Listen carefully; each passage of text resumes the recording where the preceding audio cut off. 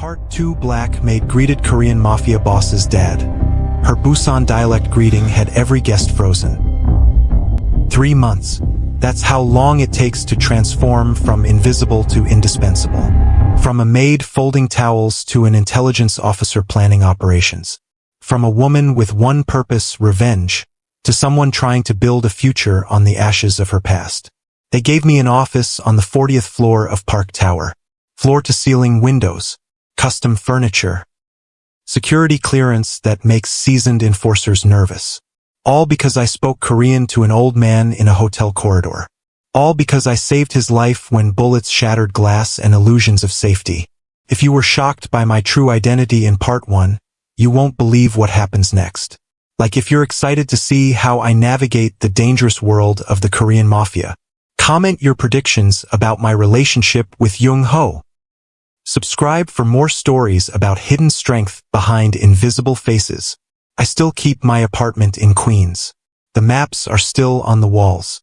The surveillance equipment still hums through the night. Old habits don't die because someone gives you a corner office and a new title. 10 years of looking over my shoulder can't be erased by 3 months of conditional acceptance. And it is conditional. Make no mistake. The park organization tolerates me because Old Man Park decreed it. Because Jung Ho supports it. Because I proved useful when Jinwoo tried to destroy them. But the old guard watches me with thinly veiled contempt. A black woman in their ranks. A foreigner with access to their secrets. An outsider wearing the name Park without sharing their blood. They whisper when I enter rooms. Switch from Korean to regional dialects they think I won't understand. Test my loyalty with small betrayals disguised as miscommunications. I pretend not to notice. I learned long ago that being underestimated is a tactical advantage. Last night, at a charity gala where the parks laundered influence alongside money, I wore Chanel and played translator for Jung Ho as he charmed politicians. 3 hours later, I was in Flushing, dressed in black, interrogating a smuggler who'd been skimming profits. The blood under my fingernails didn't quite match my nail polish. The duality would be amusing if it wasn't so exhausting. You move between worlds better than anyone I've ever seen, Jung Ho told me afterward, as his driver took us back to Manhattan. He meant it as a compliment. He doesn't understand that moving between worlds means belonging to none. Jinwoo sits in federal custody, but his network persists like cancer after the tumor's removal.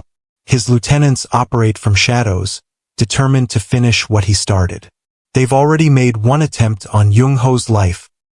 A car bomb that would have succeeded if I hadn't recognized the pattern from an attack in Busan years ago. For seconds of warning. The difference between life and death. Now I lead the investigation to identify remaining traitors in our ranks. I say our like I've accepted my place here. Maybe I have. Maybe I'm tired of running. Maybe having a purpose beyond revenge feels like oxygen after a decade of holding my breath. My methods aren't traditional. I don't rely on loyalty tests or torture or threats to family members, the time-honored approaches of Korean organized crime. I follow money. I analyze patterns. I create digital tripwires that reveal betrayal before it materializes. The old guard hates it, calls it too American. They don't realize I learned these techniques tracking Jinwoo for 10 years without resources, without backup, without anyone believing in my existence, let alone my capabilities. Your father would be proud, Old Man Park told me yesterday, watching me compile data on suspected traitors. He uses that phrase deliberately, your father, reinforcing the legitimacy of my connection to Sangmin, to the Park family, to a heritage that shows on my face only when I speak. I dream of Busan more frequently now. The small apartment above the noodle shop. The careful way Sangmin taught me to observe people, to read intentions in body language, to move without being noticed. He never told me he was grooming me for the family business. He thought he was teaching survival. Maybe they're the same thing. In one recurring dream, I'm 8 years old again, standing on Busan's docks as rain soaks through my clothes. The American missionaries are walking away, their backs straight with righteous certainty as they abandon the black child they brought to Korea. A failed project, an embarrassment, a complication for their narrative of white saviorism. In the dream, I don't cry. I didn't cry then either. I had already learned that tears were useless currency. Sangmin finds me in the dream as he found me in life, huddled inside a shipping container, planning to stow away on a vessel heading anywhere else. But instead of taking me home as he did in reality, Dream Sangmin walks past, unseeing. I call out in Korean, perfect, fluent Korean, but he doesn't turn. I am invisible, unheard, abandoned twice in one day. I wake from these dreams drenched in sweat, heart hammering against my ribs. The jade pendant Sangmin's father gave me clutched so tightly in my fist that it leaves an imprint on my palm. The fear isn't of abandonment. It's of returning to invisibility, of losing the recognition I fought 10 years to achieve. Jung-ho sees me. That's the most dangerous thing about him. Not his power or his ruthlessness or the blood on his hands, but the way his eyes track my movements across rooms. The way he listens when I speak. The way he remembers details I mention once in passing. After a lifetime of being overlooked, being truly seen is more addictive than any drug. There's something growing between us. Unspoken, unacknowledged, unexpected. A recognition of kindred spirits, perhaps. We're both products of brutal education. Both carrying legacies we didn't choose. Both more comfortable with strategy than emotion. Yesterday, he touched my wrist to get my attention during a meeting. A casual contact that shouldn't register. But my skin burned where his fingers rested, and when I looked up, his eyes held a question neither of us is ready to answer. Old Man Park watches these interactions with knowing eyes. He's become a strange sort of father figure, not replacing Sangmin, but offering a connection to him, to the culture that shaped half my identity, to traditions I embraced then buried during years of anonymity in America. He teaches me things Sangmin didn't have time to share. The proper way to pour tea for elders. The significance of family ancestral rites. The nuances of respect language that even fluent Korean speakers often miss. These lessons happen in private, away from the judgmental eyes of others who see my lessons as presumption rather than birthright. You are Korean in your heart, the old man told me last week. More so than some born here who've forgotten the old ways. The validation shouldn't matter. I'm 27 years old. I've survived abandonment, fire, loss, and a decade of solitary purpose. I shouldn't need an old criminal's approval to validate my identity. Yet his words filled cracks I didn't know still existed in the foundation of who I am. 2 days ago, everything changed again. I was tracing financial connections to one of Jin-woo's shell companies, searching for his remaining allies, when I found something unexpected. A payment from the shell company to New Life Ministries, the same missionary organization that brought me to Korea as a child, then abandoned me when I became inconvenient. The payment was made 19 years ago, exactly when I arrived in Busan. Attached was a scan of a handwritten receipt for services rendered in securing the package. My blood turned to ice in my veins as I stared at the document. The implications crashed over me in waves of nausea. I wasn't abandoned by righteous missionaries. I was sold. A transaction. A package delivered to Jin-woo's organization nearly 2 decades ago. But why? What value could an 8-year-old black girl have to Korean organized crime? I found more documents, transfers to an orphanage in Atlanta that closed 15 years ago. Records of 3 other children who disappeared from foster care, all within months of each other, all with the same destination. South Korea. All approximately my age. When Jung-ho found me in the office at 3 a.m., surrounded by printouts and empty coffee cups, my hands were shaking with rage, with questions, with the shattering of the narrative I'd built my entire identity upon. "What is it?" he asked, concern edging his voice when he saw my face. I showed him the documents wordlessly, watched understanding dawn in his eyes as he connected dots I was still struggling to comprehend. "Jin-woo was trafficking children," he said finally, "and you were one of them." "But why?" My voice cracked on the question. "What possible use?" "Organ harvesting," Jung-ho interrupted, his expression grim. "It was a rumor back then, that Jinwoo had connections to black market transplant operations. Children from countries with poor record-keeping. Children no one would miss. The floor seemed to tilt beneath me. Then why am I still alive? Why was I left at the docks instead of... I couldn't finish the sentence. Couldn't vocalize the horror of what might have been my fate. Young-ho's eyes softened with rare vulnerability. Because Sang-min found you first, he said simply. He interrupted whatever was supposed to happen next. The realization hit me with physical force. Sang-min didn't randomly discover an abandoned child. He intercepted human cargo. Saved me from becoming spare parts for wealthy patients who wouldn't question the source of their second chance at life. Does this mean my parents didn't give me up? The question escaped before I could contain it.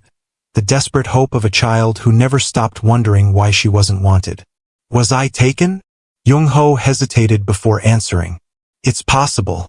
These operations typically targeted vulnerable children, orphanages, overwhelmed foster systems, impoverished areas where documentation was minimal.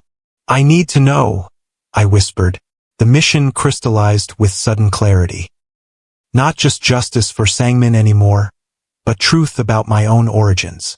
About who I was before I became Park Min-ji. Before I became Vanessa Jenkins. Before I was forced to recreate myself in the image of survival. Shocking twist. Did my life begin with a kidnapping rather than abandonment? Like if this revelation left you speechless. Comment your theories about my real parents and whether I should pursue the truth. Subscribe now because the action is about to intensify as enemies close in from all sides. Young-ho offered resources without hesitation, access to databases, investigators with experience tracing missing persons, DNA analysis that might find familial matches. His immediate support should have been comforting. Instead, it terrified me. What would I become if I discovered my entire foundation was built on lies? Who would I be if I found a family that had been searching for me all these years? What would remain of Park Min-ji if Vanessa Jenkins had a history beyond abandonment? I threw myself into work instead of dwelling on unanswerable questions. The park organization was attempting to legitimize portions of their business empire, moving into real estate development, technology investment, legitimate shipping. I found myself in boardrooms with American executives who spoke to Young-ho while ignoring me entirely, despite my position as head of strategic intelligence. Their dismissal became my advantage. Men who believe you're merely decorative speak freely in your presence. They reveal weaknesses, biases, ulterior motives. One executive from a major investment firm spent an entire meeting addressing his remarks to Young-ho's chest while I recorded every word, analyzed every inflection, catalogued every lie. Afterward, I presented Young-ho with a comprehensive breakdown of the man's true intentions. To acquire proprietary technology through the partnership, then force the parks out through regulatory complications. How do you do that?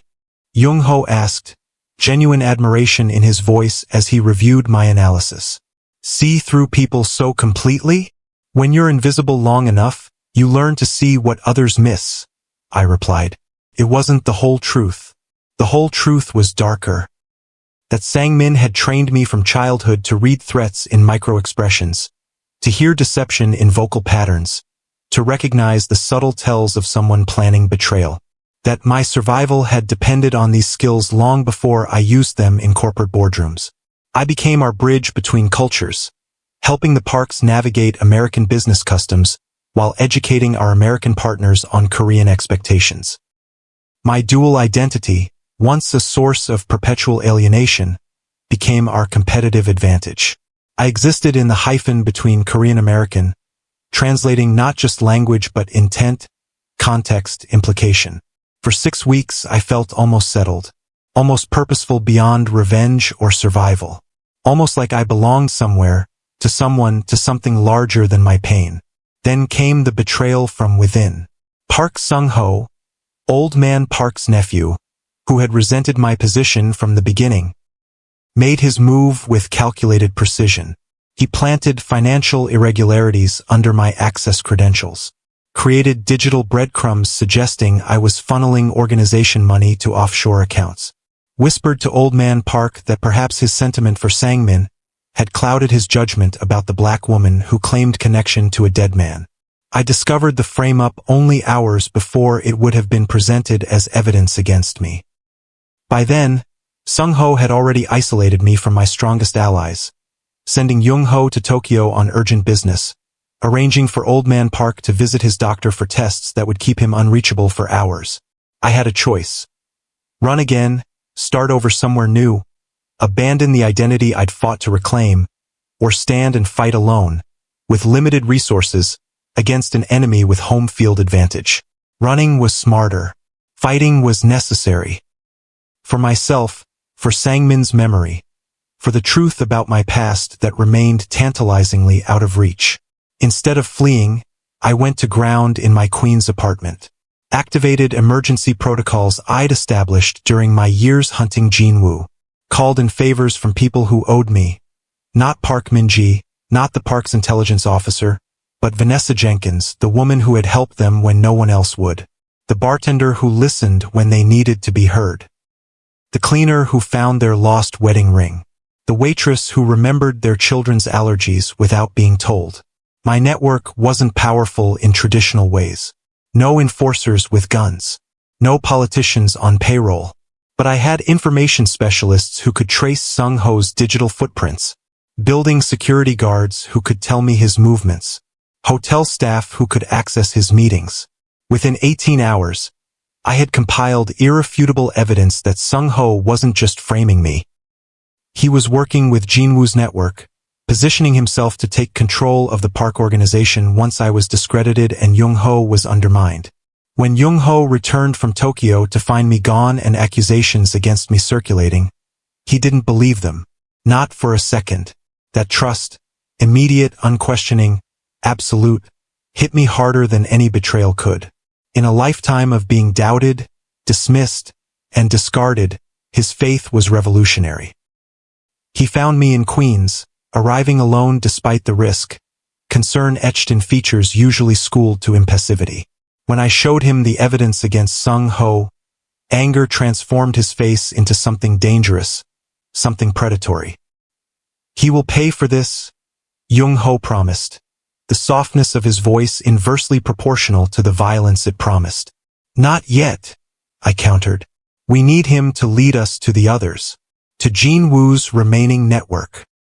Jung-ho studied me with that penetrating gaze that always made me feel transparent. Always the strategist, he said finally. Even when it's personal. Especially when it's personal, I corrected. Emotion is a luxury I've never been able to afford. Something in my voice must have betrayed the cost of that statement. The years of suppressed rage, grief, loneliness. Jung-ho moved closer, hesitating before lightly touching my face with calloused fingers. What if you could? He asked quietly. Afford emotion, afford connection, afford to be something beyond a weapon or a tool or a survivor. The question undid me more effectively than any torture. Tears I denied for a decade threatened to surface. I stepped back, away from his touch, away from the dangerous possibility he represented. We have work to do, I said, my voice steadier than I felt. Sung-ho is meeting his contact tonight. If we move now, we can identify the rest of Jinwoo's lieutenants. Jung-ho allowed the deflection, respecting boundaries I'd built for survival. But his eyes promised this conversation wasn't over. Just postponed until survival wasn't our most pressing concern. We tracked Sung-ho to a private club in Koreatown. Watched as he met with 3 men Jung-ho identified as former associates of Jinwoo. Recorded their conversation with directional microphones as they discussed their next move. A plan so audacious it seemed impossible. They were going to break Jinwoo out during his upcoming prison transfer. The federal marshals responsible for the transfer had been compromised. The route had been leaked. A tactical team was in place. Once freed, Jinwoo would reclaim leadership of his organization and eliminate the parks once and for all. Starting with Old Man Park, then Jung-ho, saving me for last as an example of what happened to those who betrayed him. We had 48 hours to prevent a prison break, identify corrupt federal officials, neutralize a tactical team of unknown size, and expose Sung-ho's betrayal without destroying the Park family's reputation. Impossible odds, Jung-ho observed as we returned to his secure office to plan our countermove. I prefer to think of them as appropriate odds, I replied. Anything easier wouldn't be worthy of us. His smile, rare and transformative, flashed briefly. Us? He repeated, as if the word itself was significant. Perhaps it was. The next 2 days blurred into a continuous operation, identifying the compromised marshals, replacing them with our own people, changing the transfer route without alerting those who expected the original path. All while maintaining the illusion that Sung-ho's plot against me had succeeded, that I remained isolated and disgraced, that the park organization was vulnerable to attack. When the day of the transfer arrived, I took position on a rooftop overlooking the new route, rifle assembled with the precision Sangmin had drilled into me since I was old enough to hold one. Jung-ho coordinated from the ground, directing our forces with the calm authority that had made him his father's successor despite older, more traditional candidates. The attack came exactly as planned, but against the decoy transport following the original route. For 15 minutes, we watched through surveillance feeds as Jinwoo's forces engaged with empty vehicles and undercover agents. Then came the realization that they'd been duped, followed by frantic regrouping. Sung-ho, panicking as the operation collapsed, made a fatal error. He called the secondary team directly, revealing his involvement completely. We traced the call, identifying 3 more conspirators within the park organization and 2 federal agents on Jinwoo's payroll. The real prison transport, meanwhile, continued unimpeded to its destination.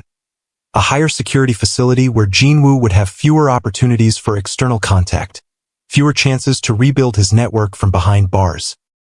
We should have anticipated that Sung-ho, cornered and desperate, would lash out with the viciousness of a trapped animal. Should have protected Old Man Park more carefully. Should have remembered that betrayal from family cuts deeper than any enemy's blade. Sung-ho reached his uncle before we could warn the old man. Found him alone in his study, vulnerable despite the security outside his door. Drew a gun with the intention of eliminating the head of the family, creating chaos that might still allow him to escape the consequences of his actions. What he didn't anticipate was Old Man Park's lifetime of survival instincts. Despite his age and fragility, the park patriarch disarmed his nephew with a single movement, a technique taught to Korean special forces by American instructors during a war most had forgotten. The gun discharged during the struggle, not finding its intended target in the old man's heart, but burying itself in his shoulder nonetheless. The gunshot brought security rushing in. Sung-ho was subdued, the old man rushed to private medical treatment, and a family crisis contained before it could become public knowledge. But the damage was done. Blood had been spilled by blood. The ultimate taboo in Korean family structures had been broken. I reached the hospital as surgeons worked to remove the bullet from Old Man Park's shoulder. Found Jung-ho in the private waiting room, his composed exterior masking the rage I could feel radiating from him like heat from banked coals. "He will die for this," Jung-ho stated when I entered. No greeting, no preamble, just cold certainty. "Not by your hand," I countered, taking the seat beside him. "You can't be the one to kill your cousin, no matter what he's done. The blowback would destabilize everything." Jung-ho's jaw tightened. "You suggest I let this pass? Let him live after he tried to kill my father? After he betrayed our family to Jinwoo? I suggest you let justice happen in a way that doesn't stain your hands with family blood," I clarified. "There are other approaches. Cleaner ones." Understanding dawned in his eyes. "You would do this? Take this burden?" "It's not a burden," I said truthfully. Sung-ho was willing to frame me, to destroy everything I've built, to erase Park Min-ji all over again. His death would not weigh on my conscience. Jung-ho studied me for a long moment before nodding once, decision made. No further discussion was needed. Arrangements would be made. Sung-ho would have an accident in custody. His betrayal would be hidden from the wider organization, attributed to outside forces. The Park family would maintain face, avoid internal division, prevent rivals from exploiting perceived weakness. 2 days later, as Old Man Park recovered under private medical care, I received the results of the DNA analysis Jung-ho had ordered. My genetic material compared against databases of missing persons, unsolved cases, familial searching. A match had been found. 98% certainty. April Jenkins. Reported missing from a playground in Atlanta, Georgia, 19 years ago. Age 8. Presumed dead after extensive searching found no trace. Parents still living in the same house, holding annual remembrance ceremonies on her birthday. Mother a nurse. Father a high school teacher. 2 younger siblings born after her disappearance. Their parents attempt to heal wounds that never fully closed. I stared at their photos, these strangers who shared my blood, my original name, my beginning. The mother whose eyes matched mine. The father whose smile I recognized from rare glimpses in mirrors. The siblings who had grown up with a ghost shadowing their existence. They had never stopped looking, never stopped hoping, never accepted that their daughter was gone forever. For 19 years they had maintained a website, followed leads, connected with families of other missing children. They had kept April Jenkins alive in their hearts while Vanessa Jenkins, my invented identity, moved through the world like a ghost. Jung-ho found me sitting in the dark, the file open before me, tears falling unchecked for the first time since the night I escaped the fire that claimed my Korean family. I don't know who I am anymore, I whispered as he knelt beside my chair. Park Min-ji, Vanessa Jenkins, April Jenkins, daughter of Sang-min, daughter of strangers who never stopped searching.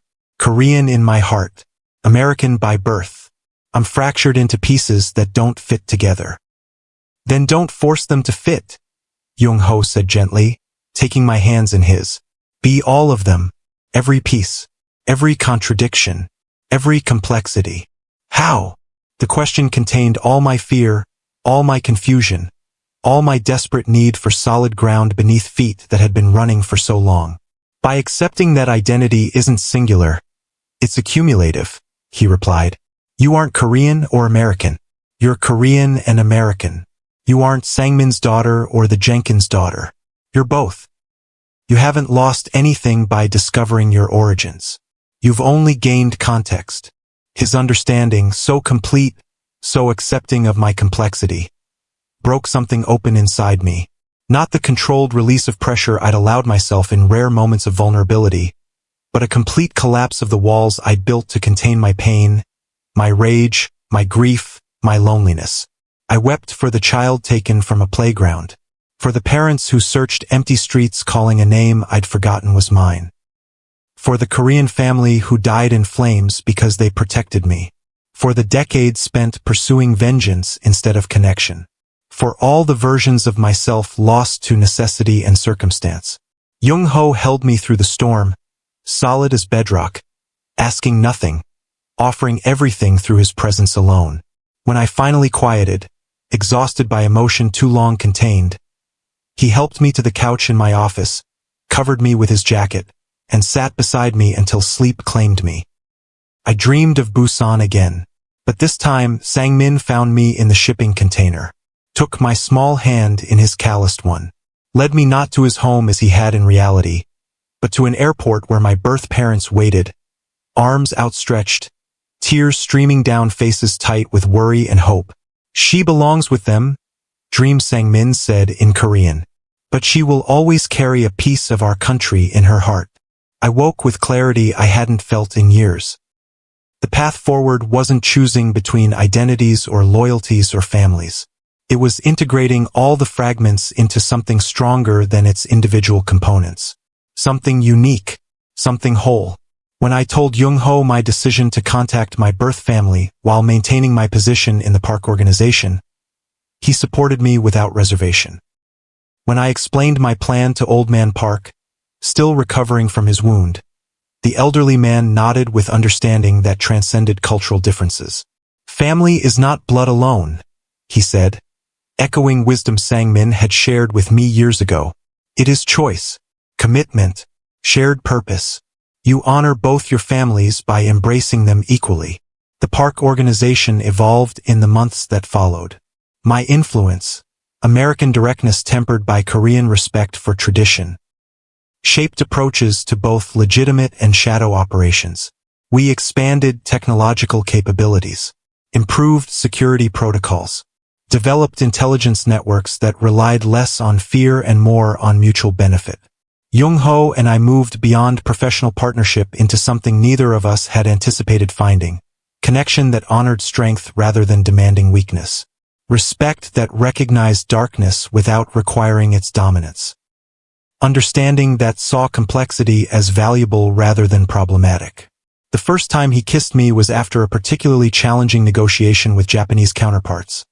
A moment of shared triumph that transformed into something electric, inevitable, necessary.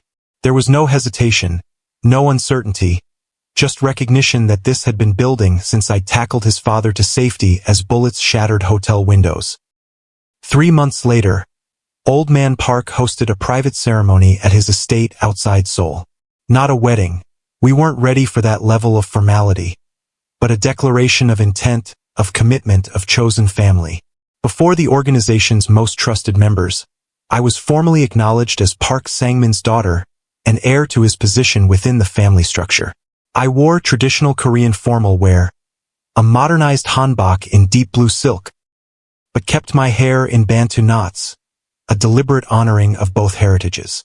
Jung-ho stood beside me, his presence an anchor as always, his pride evident in the rare softness of his expression. Afterward, I visited Sang-min's memorial alone, kneeling before his photograph as incense curled toward the ceiling. In Busan Dialect, the language of his heart, of my second birth, I told him about finding my American family. About building connection with the parents who had searched for me through years of emptiness. About siblings who welcomed the sister they had known only through stories and fading photographs. I told him about maintaining my position with the Parks while establishing relationships with the Jenkins family. About the complexity of belonging to two worlds, two families, two traditions. About finding strength in integration rather than separation. "You saved me twice," I whispered to his image. First from the docks, then from Jean Woo's organization. Without you, I would not have survived to find my way back to my first family. Without your training, I could not protect my chosen family. You are the bridge between my worlds, and I honor that connection with every breath. As I lit the final stick of incense, my phone vibrated with an incoming message. Unknown number. No identifying information, just an image and a text. The image, a playground in Atlanta. The same playground from which April Jenkins had vanished 19 years earlier. The text, "They didn't just take you, they took all of us. The operation was bigger than Jean Woo, deeper than you've discovered. I know because I was there. I know because I helped plan it. I know because I've been watching you since you escaped. We need to talk." I stared at the message, possibilities exploding through my mind like shrapnel. Not just me, not just Jean Woo. A larger operation, multiple children. A conspiracy that spanned decades and continents. The truth about my past, the real truth beyond what I'd already uncovered, suddenly loomed before me, terrible and necessary. The mission I thought complete was only beginning. The justice I believed achieved was merely prelude. My hands didn't shake as I typed a reply. My heart maintained its steady rhythm. The fear that should have paralyzed me transformed instead into familiar purpose, into the cold clarity that had kept me alive and hunting for a decade. When and where? I sent back. Simple, direct, unavoidable. As I waited for the response, standing in the quiet of Sang-min's memorial room, I felt the strange peace that comes with accepting one's purpose. I had spent 3 months building a life beyond revenge, beyond survival, beyond the single-minded pursuit of justice. Had found connection, belonging, even love. Now that life would be tested against new revelations, new enemies, new understanding of how deep the darkness truly went. But this time I wouldn't face it alone. This time I carried the strength of two families, two cultures, two identities fully integrated into something greater than its parts. Park Min-ji, Vanessa Jenkins, April Jenkins, intelligence officer, daughter, partner, survivor, all of me facing whatever came next. If this story of finding strength in your dual identity resonated with you, like and share now. Comment your favorite moment from my journey from invisible maid to powerful family member. Subscribe because the mystery of my true origins is just beginning. Part 3 will reveal secrets that could shatter everything I've built. Turn on notifications so you don't miss the next chapter in this thrilling saga.